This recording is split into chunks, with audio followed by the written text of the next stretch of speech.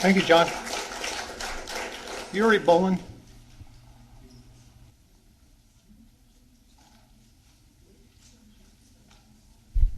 Thank you, Mayor Voss, members of the City Council. I'd like to throw my 2 cents in on Measure P, aka the farm. I personally voted no on the farm based on 2 key elements that is sometimes overlooked. A zoning change from open space to residential and 160 homes. Those 160 homes represent, at a minimum, 7.1% of the regional housing needs assessments known as housing mandates from Sacramento and, yes, Governor Newsom. Due to future bonus density laws, it could be up to 10%. Now, I read the ballot measure, and right or wrong, the only 2 elements were zoning change and amount of homes.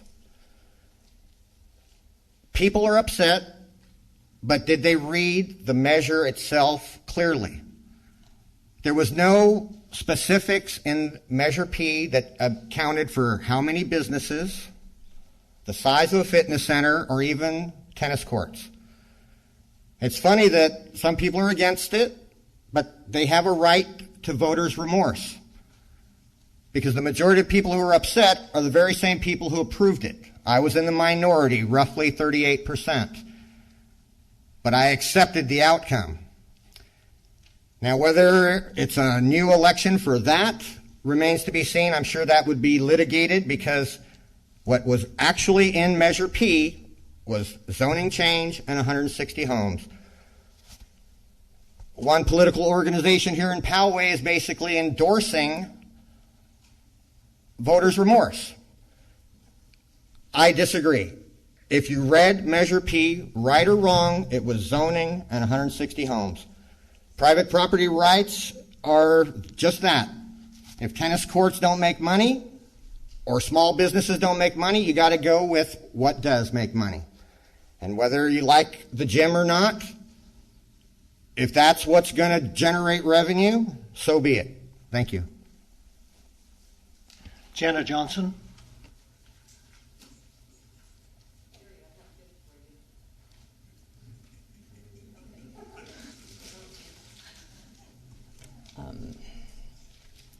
Okay, Jana Johnson. I'm speaking today as the Vice President of the Poway Democratic Club, and I'm going to talk about the resolution to support a community vote on the Lifetime Fitness Center proposal for the farm. I'm not going to read the whole thing, but I'll read the key parts here. Whereas Lifetime Inc. is proposing construction of a 30,500 square foot fitness club instead of a 3,000 square foot fitness club as described by the farm and Poway specific plan.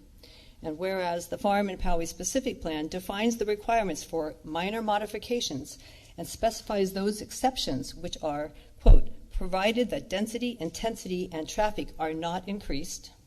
And whereas the Farm and Poway specific plan defines intensity, specifies, quote, the maximum non-residential building area in square feet for residential open space is 30,000 square feet, and the Lifetime proposal increases the non-residential building area to almost 50,000 square feet, thereby increasing intensity.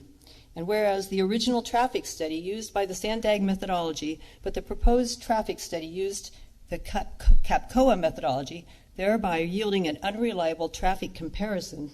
And whereas Poway City intends, probably, to consider the Lifetime proposal as a minor modification, disregarding the exceptions of increased intensity and traffic. Now, therefore, be it resolved that the Poway Democratic Club finds the Lifetime proposal does incur and increase intensity and traffic, and therefore does not meet the requirements for a minor modification, and resolved that the Poway Democratic Club calls for the City of Poway to adhere to the terms of the Farm and Poway specific plan and give citizens a proper community vote. This was approved unanimously by the voting members of the Poway Democratic Club, May 17th, 2023. One final note. I've seen online some council members saying that there is no proposal. Of course, I was here for the pre-development, so I know it's not a formal proposal, but if it comes and when it comes, you are being given notice that these are objections will still be carried through as I'm giving to you. And you should have a copy of this also. Thank you very much. Peter Neal.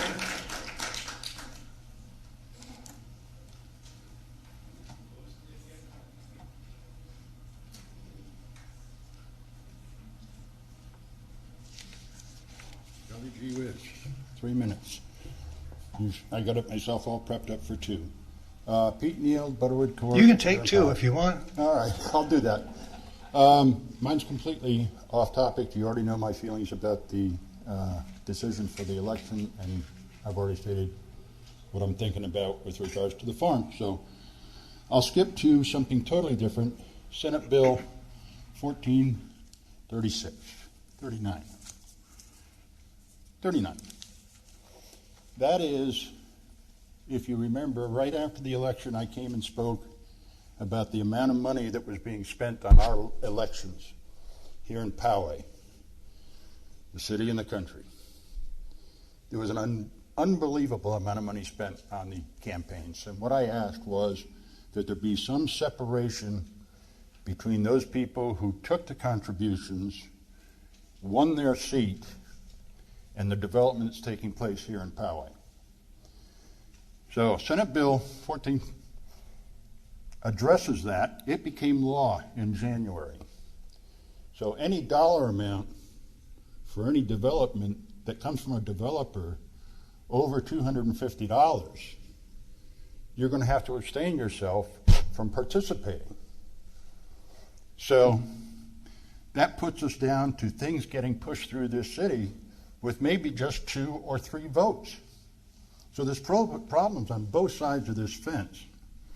As far as the screening process is concerned, I'll be glad to work with the city attorney with this new bill and the Form 460s and the Form 496s and provide a guide, but we've also got to address how the people are going to be listened to and represented in the votes that take place in this city.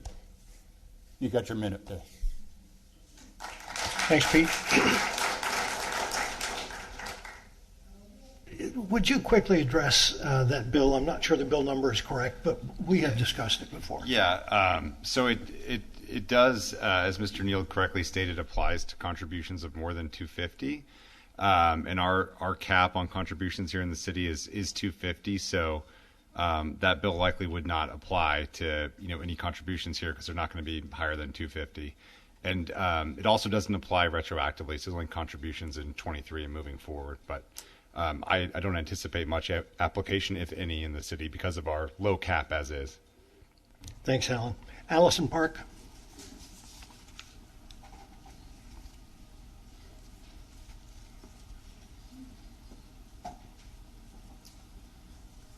Good evening, council, staff. I have 2 things that I want to address in the public comment first. Kaylin, you and I have exchanged emails about the virtual option being taken away. I understand that part of the reason someone had said is a funding issue.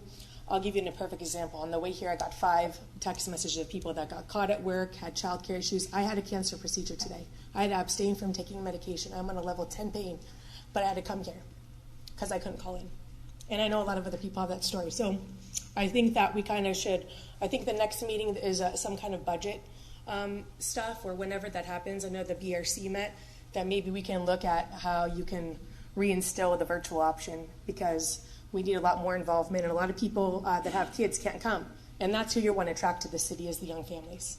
So that's my ask. Second, just like I've been here for the past couple of city council meetings, I want to say thank you to the GBCA and for the Democratic Club for standing up for our area and for all of Poway and hearing the voices. I hope you guys hear them loud and clear. We all know the proposal has not been submitted yet officially. Kevin has been telling people on the media that it's coming in the fall. Therefore, we're not going to wait to the fall to let you know that we don't want this. We don't want this because it's not following a process.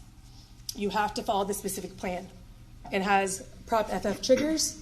There's no way physically possible for Lifetime, when you look at all of their documents that they give to their investors that were just released a couple months ago, they will not be able to go much below that 30,500 square feet.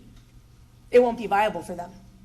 In order to make it underneath the traffic, the net traffic, not using Capcoa, because that's apples and oranges like we discussed the last meeting, they would have to significantly reduce it. They wouldn't be able to open. Lifetime won't sign off on a small gym. Already, the 30,500 is one of the smallest gyms that they've ever built. And I know that they want a bigger one. And as you saw, that there's been some contracts out that it says 30,500 square foot footprint, which means the first floor. And then they ask for 2 stories. So just keep your ears up on that. As you know, there's also a petition. I'm not going to submit it until the day of the proposal, but it's growing every day. Over 300 comments, I think 600, something I didn't look today, people that are agreeing. They want the Prop FF vote. They want you to honor what everyone voted for. Then that's it. And Yuri, it's not voters' remorse. Read what we voted on. It is the general plan amendment. It is zoning. It is 160 houses density, and it is the specific plan, which has the triggers. The specific plan and general amendment is in the text. And that's it. Thank you. Eric Weller.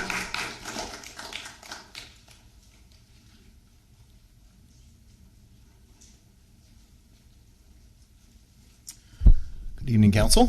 Thank you for the time. I want to say thank you for this location, for us to be able to come and speak to the Council. I definitely appreciate that. I appreciate the technology. I'm a technology freak when it works for me. When it doesn't, I just want to throw it out the door. It doesn't work. So along those same lines of being able to comment online, being able to view online, we can definitely view online, which is great. Being able to participate online would be even better. So I know that there was cost associated with that, I believe. Someone said there was cost associated with that. I don't know what that cost is, and I will email the council members. Maybe I can get that in an email form, but it would be good for us to know that. I don't believe I don't believe that outweighs what it's worth for these meetings. So the primary item I did have on there was for pre-development notifications, which is along the same lines. I did get a notice in the mail because I would imagine that we're within 500 feet of a location going in, but I'd like to see these notifications online, if we can somehow get these via email or if we can sign up for these. And then if I could find this actually online, if I was going and looking for these documents, this is for Sage over by Green Valley where I live, where I'm a resident. So I'd love to be able to see these online and have other residents and neighbors get involved with the council. There's still neighbors in Green Valley literally within, 300 yards, maybe 500 yards of where the proposed or soon to be proposed Lifetime Fitness Center is going in that have absolutely no idea that it's being proposed or that there was a pre-development conference. So we as neighbors are trying to get everyone involved, and I'm hoping everyone on the council appreciates trying to get neighbors involved, even though sometimes there's different feelings found here. We try to keep it to where it's civil and not personal attacks. I know that's hard when some of the actual residents do believe that they're being personally attacked with trees cut down on their property. I've heard that a couple times. With certain things that are affecting their livelihood, it gets personal. So I definitely see where they're coming from with that. But definitely getting the public involved. We want everyone involved. So thank you for what you do. I definitely would like to see more and more electronic notifications and accessibility so that we can get more people involved in our neighborhoods. So thank you. Thanks, Eric. Final speaker, Kathleen Lippett.